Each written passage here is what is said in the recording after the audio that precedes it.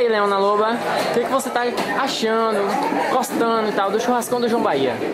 Gato, João, meu brother desde sempre, eu sempre curti muito o trabalho dele, tanto na rádio como no promoter.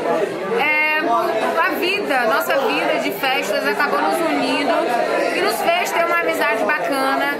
E hoje, mesmo com toda a correria que foi, eu fiz questão de comparecer, mesmo chegando atrasada.